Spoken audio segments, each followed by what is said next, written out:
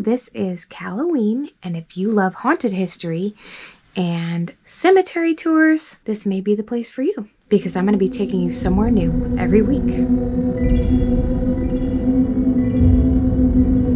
In today's episode, we're going to be doing something a little bit different. In the month of May, I wanted to commemorate the ending of the Holocaust, which happened May 8th, 1945. Ever since I was little, I've always been, I don't want to say fascinated, but I've always been interested in the Holocaust. I've always wanted to go to Auschwitz in Germany. I've always wanted to visit Anne Frank's home. And if I were to go abroad, that would be the number one place that I would go, is Germany, because I am very intrigued by World War II. That a man, Adolf Hitler, he was just a starving artist selling his artwork on the streets, and go from that to being this beloved. He was evil, but he knew how to manipulate. It's the psychology of it. And I think that anybody who's into true crime or anything like that, we don't just like hearing stories about horrible events that happened, and we don't have some kind of sickness or anything. I think for all of us, anybody that's interested in true crime or like historical events that were so devastating and so horrific, it's the psychology behind it that gets us so intrigued and so interested. And everybody's story, survivors of the Holocaust, people that went through it, I mean, every single person has such a different story to tell. The intrigue and the absolute interest in it is just kind of never ending, because you're always learning something new about it. Because we'll never hear everybody's story, because so many perished in the Holocaust. So I wanted to dedicate this month to Jewish people in general, survivors, people that didn't even endure the Holocaust. I'm going to be visiting some Jewish cemeteries. Perhaps some of you had relatives or great-grandparents that were survivors of the Holocaust, and this is for all of you. So for the whole month, we're going to be visiting some Jewish cemeteries, and we're going to kick things off today with a visit to the Holocaust Museum here in Saint Petersburg. Enjoy. We're here at the Florida Holocaust Museum. Let's go in and see what we can see. GoPros.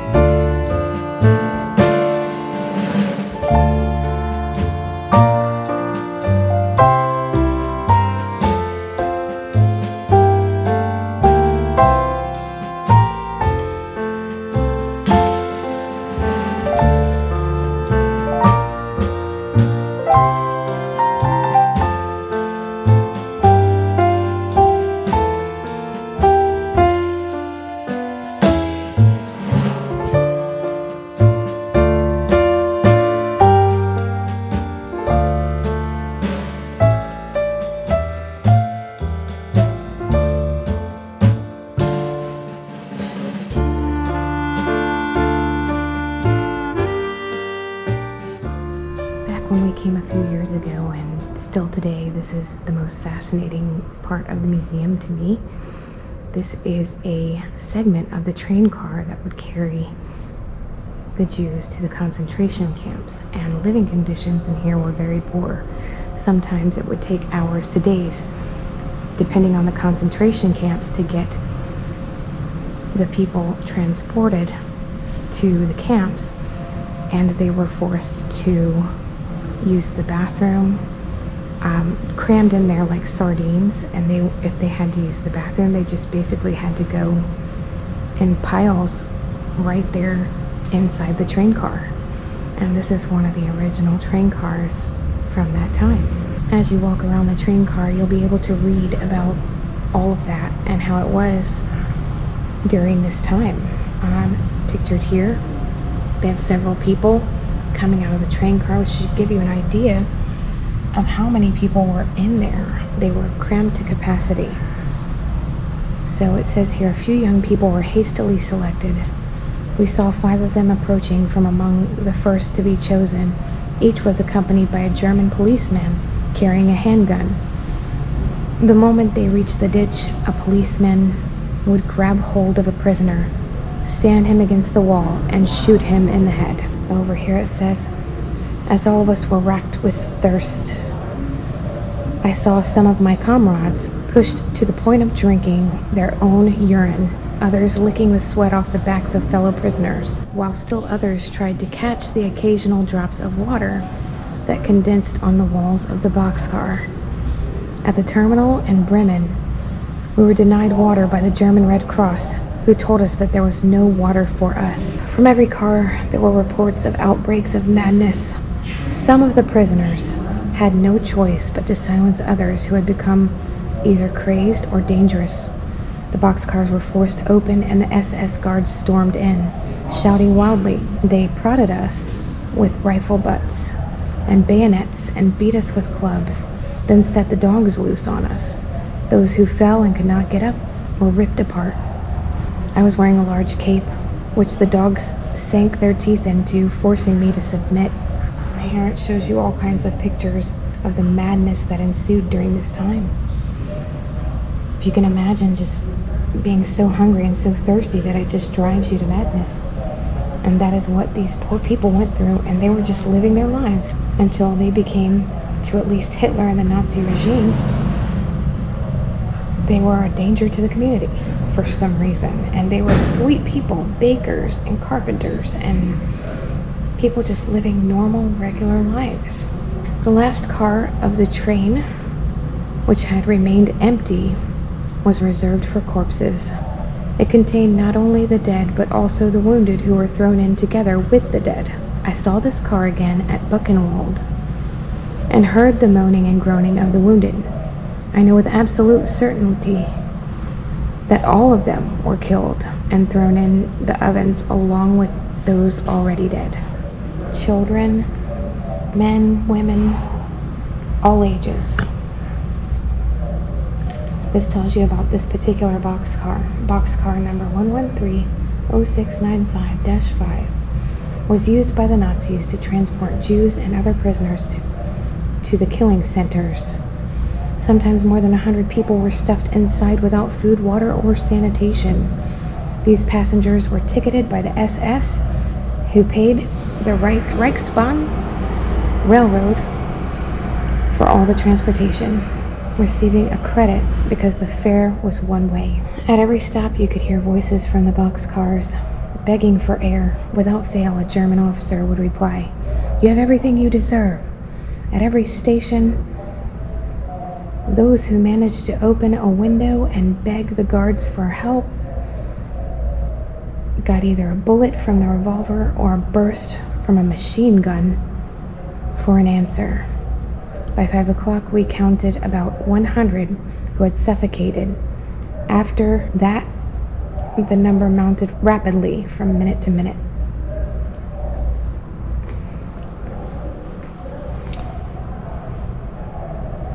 Right there on the train, the SS killed most of the children. MW saw both of his little boys collapse at his side. They separated the women, the children, and the old people from the rest of the deportees and that was the last we ever heard of them. I think that my wife, who was among them, went with them to the gas chamber. The people I now saw arriving all died of asphyxiation. Sadly, they still had their civilian clothes on and were carrying photographs of their families with them. That was July 1944, and the ovens were working day and night. The SS stripped us completely naked and squeezed 140 persons into one boxcar. These were the famous World War I boxcars they said would hold 40 men or 8 horses. It was sheer hell. In the middle of the car was a bucket that served as a chamber pot. In a few hours, it was full to overflowing and gave off a terrible odor. After that, people had no choice but to relieve themselves directly on the floor, and that meant that we spent the trip enveloped in a poisonous stench.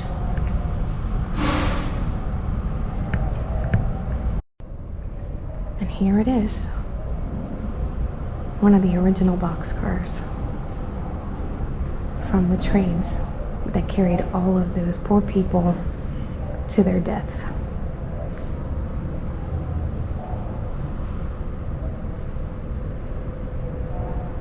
There's a wall over here. Probably a wall of those who suffered and died because of this. Just your regular, everyday people minding their own business.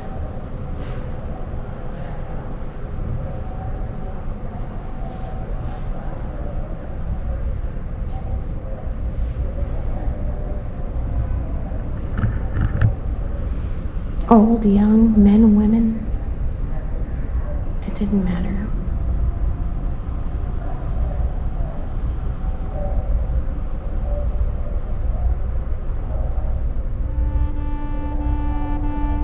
Goes all the way up to the ceiling.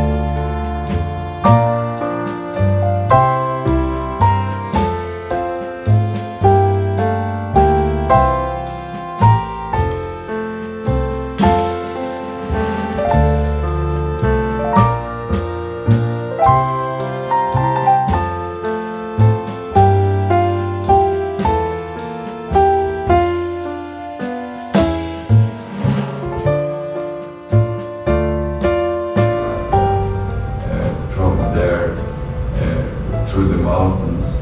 I ended up in They have an interactive theater here, captured, arrested, and it has pre-recorded survivors of the Holocaust, and you can ask them this list of questions here, and they answer it there for you, which is kind of cool. And you could learn a lot. I would recommend even bringing your children here, you know, your older children, like teenagers or something, that are learning about the Holocaust. Because I think we all have a lot to learn from the survivors of the Holocaust, and just their resilience is astounding. So this is a pretty cool feature that the Holocaust Museum provides. And these are all the survivors you can hear from. These ladies here. My aunt and uncle. And that's where we were. Over here. Hey, Winterbower. And we have these two, this man and this lady here. So it's very neat. It's a really cool interactive exhibit that they didn't have the last time we were here, I don't think.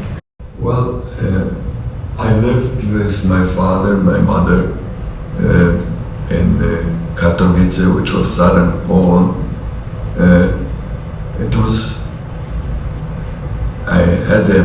We had a maid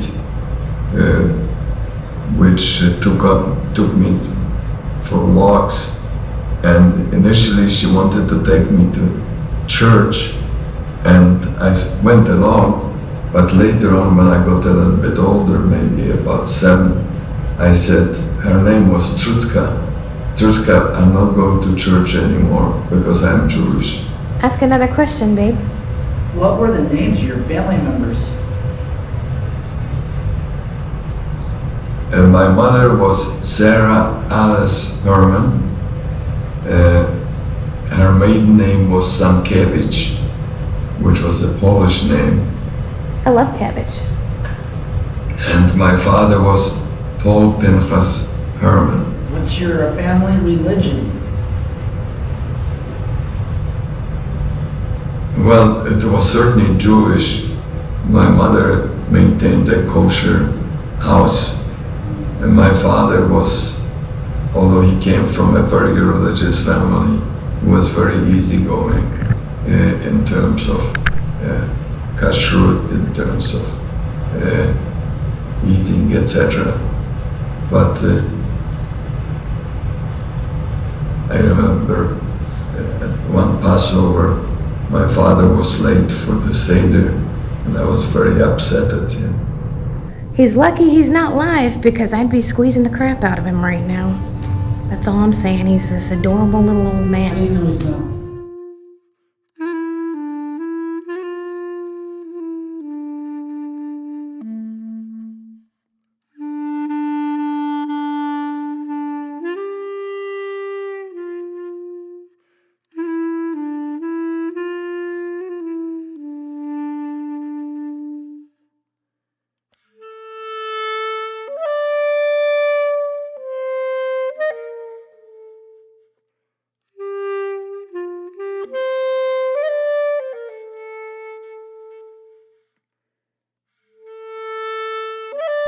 We're here at engine number 9 in downtown St. Pete, one of the best burger joints in town.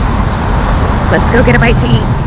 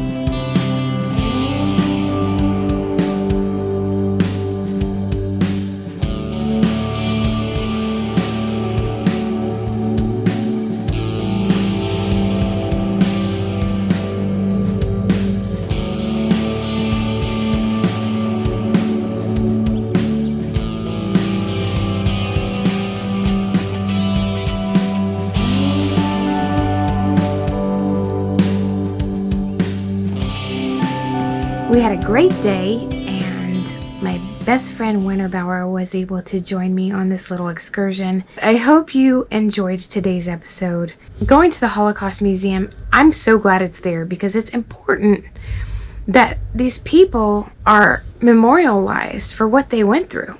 And I feel like the Holocaust Museum does that in such a beautiful way. I wouldn't recommend it for small kids. There's a lot of things you might find graphic in there. You know, once your kids are like 12 to 15, it's a perfect time because they're probably learning about that in history. It's probably a great time to go ahead and take them there to that. It was a very devastating event that took place in our history. Worse than anything else, I would say. And they did not deserve the hell they went through. I don't even think the worst person in the world deserves that. It's crazy, like, what they went through. So I'd really recommend it to anybody that just wants to learn more history on the Holocaust itself and maybe doesn't know a lot about it. Another great thing I recommend is, if you haven't seen it yet, there's an awesome movie, but it was set in that time period, and it's called Swing Kids. It had Christian Bale in it as the main character. It's an amazing film. It's one of my favorites. I've probably watched it like 16 times. But it's all about that time period and showing you the other side of things, you know. So we know about the horror of it, but kind of just inviting you into the life of what somebody would have been going through at that time, how they rationed their foods, and how they, you know, some of these young men were called into duty and they didn't even want to be. And they were just, you know, some of them were just doing it because their friend joined. And, you know, it was a horrific event that took place. And I don't think any of us will ever understand why. Even delving down into the philosophy of Mein Kampf or reading as many books as we can, nobody will ever understand what drove a person to do such a thing. Adolf Hitler was obviously a mental case. He had a problem. He ended up shooting himself after doing all of this. So nobody could even reprimand him in any way for what he had done. Nobody ever saw justice. You know, he was able to die by his own hand, which in my opinion the punishment didn't fit the crime. They had a beautiful little gift shop downstairs. It's mostly books and small handmade crafts. And I love that. So I bought myself the Diary of Anne Frank. And like maybe in about 10 years, I will have read half of it. Because that's how much I read. I should read more. I really want to, and that was my goal for the year. In all honesty, I have read more this year than I do normally. But it's not a lot. More is not a lot. But anyway, I hope you got something out of today's episode. I hope you maybe learned something new, or you have a new interest yourself in learning about what these folks went through. I'm sure there are people out there that maybe don't know much about it, and it's something that you really might want to learn more about, because current events, you know, history always repeats itself, and it's good to reflect back on our history to see what's coming down the pipelines. Please remember to like, subscribe, and share the video, and I'll see you next time.